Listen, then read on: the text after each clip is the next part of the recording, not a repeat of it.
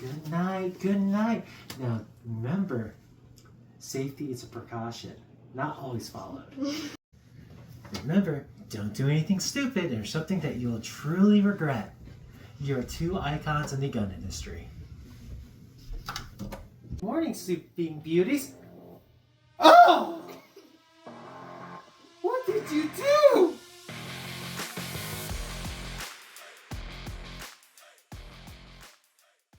Hi, welcome to Rifleman Reloaded. Today we got the Yugoslavian M59 66, also known as the Yugo SKS. There's two variants of this rifle. I think there might be a third one, but this is pretty much what you're going to see at your local pawn shop, your local gun show.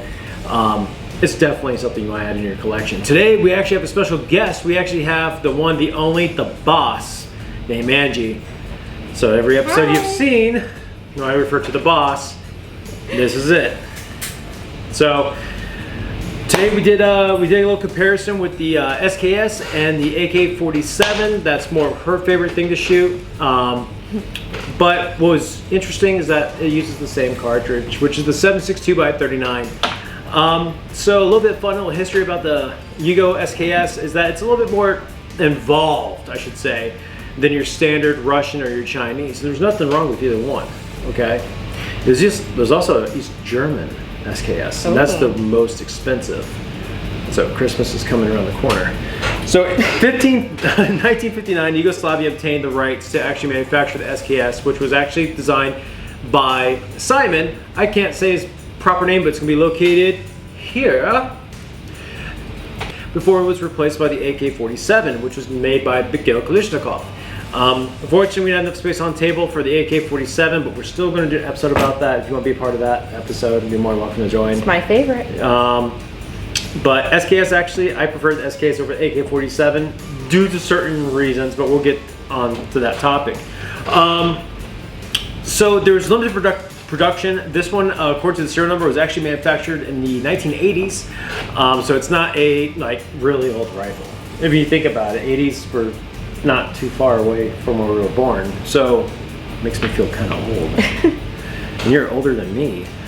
So long story short, the differences between your standard SKS and your standard Yugoslavian SKS, at least for the 66 model, I'm gonna lift this up. I'm gonna show you. We're gonna have something very interesting. We're gonna have a grenade launcher sight. This used rifle grenades as well. It used a special cartridge similar to a blank, but not quite, so don't try it at home until the boss leaves. We have an actual and adjustable gas, and we're gonna actually have a picture right here. Gas system, where pretty much like right here is actually where you launch the grenade setting. But if you want to use semi-automatic, you take it to the right. Just make sure you have insurance. I thought it was broken when I first bought it. Because I was like, it wasn't cycling. There was only one shot at a time. It was like a bolt action. So I was like, oh, what the hell's going on? And I was like, oh! Another thing about the Yugos is that they have there's actually two variants of this. They have the sights, the rear sight and the front sight, which utilize phosphorus, glow-in-the-dark phosphorus paint. They don't work anymore, but it's pretty old. But in the later production, they used tritium. So another key factor about the Yugoslavian SKS, it's the only SKS to my knowledge that did not utilize a chrome lined barrel. Chrome lined barrels are very, very important because it prevents the corrosion. Finding a good condition Yugo can be kind of rare, kind of hard to do because these corrosive steel cased ammo. The SKS is also utilized not with an external magazine, but an internal magazine using a clip. This is a stripper clip, not like what you see like downtown, the strippers, I know. But it uses this thing, and pretty much you put it in your guide, and you push down with your thumb, the rounds go inside the rifle, you pull back your bolt, it goes forward, and you have fun. Yeah, that was an interesting way of reloading and loading for me. Yes, because this is like the first rifle minus the M1 Garand that used a clip. Yes, but the clip and the Garand, actually all of it went inside. Yeah, that's why this one was kind of a little different. Yes. You can gouge out your thumb with sharp pressed metal if you're not careful. Also, bayonets are different. The bayonets, I call it the tri-blade or the tri-prong. I'm sure there's a better terminology and proper terminology for it. I'm pretty sure he's trying to think of the word spiked bayonet. It's really not that hard. But it's not going to be as your straight face blade, similar to the Russians and Yugoslavians. Some Chinese actually have the straight blade, but I prefer the straight blade because I think it looks cool. It looks like a little mini machete. So a little bit about the history behind this rifle is that the fact is that this rifle was replaced by the AK-47, and it pretty much, Russia was done with it. So they sent the tool and die and the machinery to China. China was the second country to start manufacturing their own SKSs. The SKS started being manufactured in 1959 in Yugoslavia all the way to the 80s. There's been a good majority in the United States. I don't see much anymore. Back in the day, during the Milsurp days, which was a little bit even before my time, like when my father was going gun shows, you can buy these for like 100, 200 bucks without an issue. Now I'm finding them around local deals for like $700 to $900 depending on the manufacturer of the country. So they have greatly increased in value, but you have to find a buyer that's wanting to buy an SKS. That's the secret. Well, you were one of them. I was one of them, but I didn't spend $700. I actually got this on a really good deal, a gentleman, local deal. Very professional. He's from Philadelphia. You met him, he was nice. Yeah. You met his wife too. Yeah. And that's Very where I purchased this rifle from him. So we're gonna go a little bit about the differences of shooting the AK-47 compared to an SKS, and we're gonna let the boss take over. The SKS didn't really put much of a punch as the AK.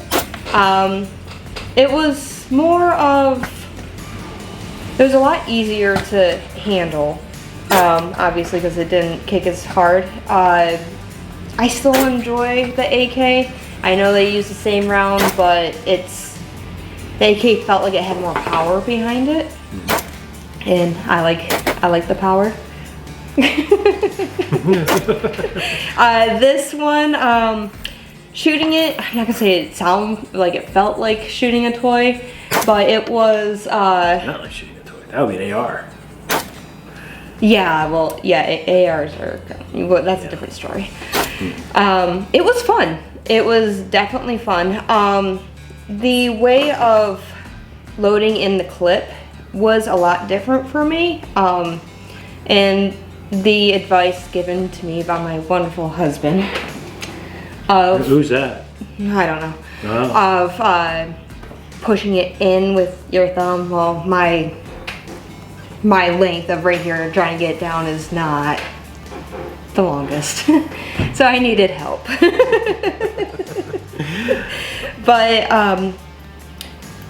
I would still say the AK is still my favorite. I mean, also it's my initials. Yeah. Once you go AK, you can never go back. That's true. That's true. But it was really fun to shoot. Definitely fun, and it would have been very interesting to me, just personally, just having the visual effect of shooting it with the bayonet out. Yeah, actually, that was more of like the Russian thing. The Russians in World War II, they had most of them got the M9130s.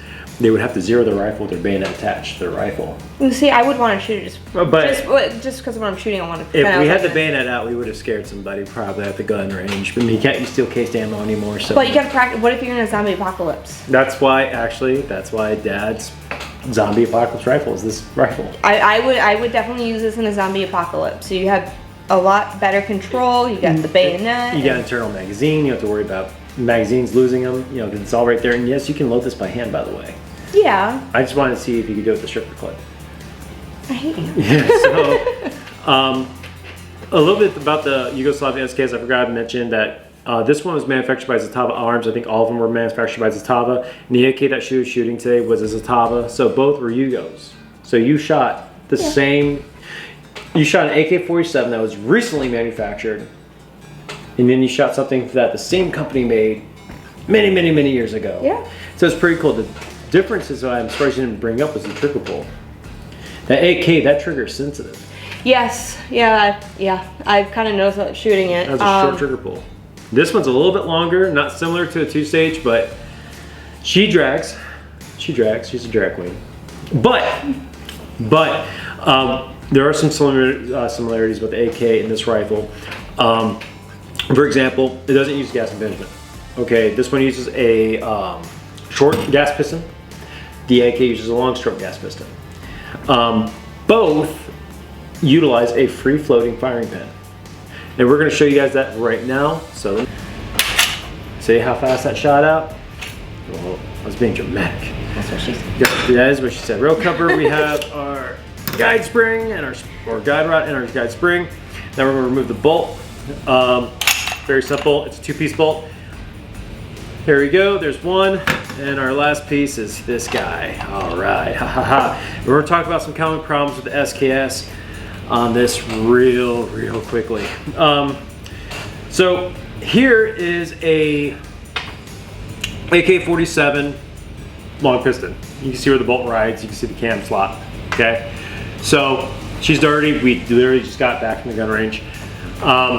Yeah, pretty cool. But here is the actual bolt, and then here is the firing pin. I'm not sure if you can hear it. Yeah. I mean, it looks wrong, but you can hear it. Okay. That doesn't look wrong. Free flow. I don't know a lot of shit. And we have our SKS bolt with its firing pin. They're both free floating. But this is a good thing and a bad thing. In my opinion, there are some issues with this platform of a rifle. And we're actually at CMP with actually the brothers, Chase and Evan. And I'm like, I'm gonna shoot SKS today, guys. You know what I mean? We get out there, I fire 10 rounds, no issue. Chase fires 10 rounds, no issue. Evan gets behind it, shoots one bullet, and breaks the whole entire gun. And I'll tell you exactly how that happened. So the SKS is known to strike pretty fierce and pretty hard. It doesn't really have to do with the firing pin, it has to do with your actual bolt. You can send these bolts in to get it, modified where the primer doesn't, how do I say it? When the firing pin strikes, the firing pin engages the primer and it actually hits it so hard, it sucks it back into the slot, into your bolt. And it'll be either launched into the rear position, which means that you can't shoot anymore, or it can be launched in the front position, which means that firing pin is engaged. So when it comes back, it slams, fires, and lights the next cartridge. Next thing you know, you're scaring everyone at the gun range because you have a full automatic SKS. It's an issue, and usually that issue is really rare to happen, and usually it can be affected by not cleaning out your bolt when you first get it, because it's probably sticky from cosmoline. Cosmoline is a Western practice. We'll talk about that another time. It sucks. I cleaned the cosmoline on this actually a little bit. Boiling water or brake cleaner. Don't get it on wood, it'll destroy it. So, but it's free flow, just like the AK. So it kind of makes me think, you gotta think, the 7.62-39 cartridge, you're hitting your target at 200 yards with an AK-47. You're also hitting 200 yards with an SKS. And people are like, oh, you can't hit the broadside of a barn with an AK. Well, you just proved them all wrong. Yeah, so we did a couple times today. Yeah, oh yeah. Well, I'm gonna say a couple. We shot 60 rounds through the SKS today. It did amazing. There's no issues with the firing primer being launched into the bolt.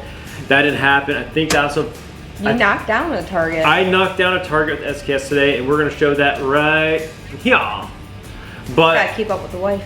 yeah, 1 for 1. So yeah, I mean the SKS is a great rifle. If you want to add it to your collection, it is still technically a military surplus rifle. There's different models, variants, manufacturers from Russians. Russians are pretty much the ones that people highly look for. There's the Chinese, there are the Yugoslavians, there's the Romanians, there's the East German SKS, which you'll never find because they're extremely expensive. And there's another one, I can't think of it right now, but I'll probably include it later. Not Austrian. No, it's not Austrian. There's another one, I can't think of it right now. It begins with the A. I'm pretty sure I could be wrong. It's Albanian, not Alabamian, Albanian. Gosh, these kids these days in their public schools. Angela. No, it's not Angela. So, but yeah, we will do an episode here relatively soon, hopefully this month, about taking apart the SKS. Let's say you got one, you got milsurp, it's covered in cosmoline.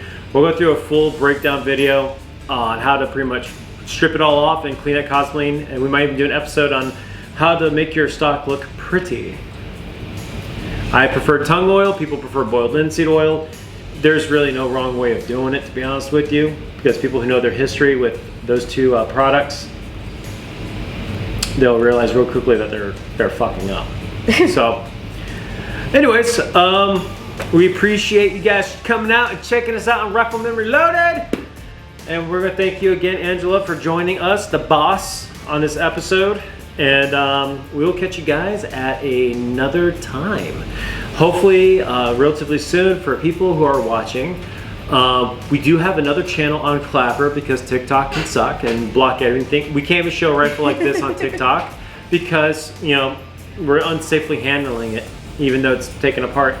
But anyways, we have Clapper. We do live on Clapper. Please feel free to join us. We've been getting a lot of people on that, and like good people, really good people, and a lot of interesting people as well. Thank you guys again for checking out Rifleman Reloaded.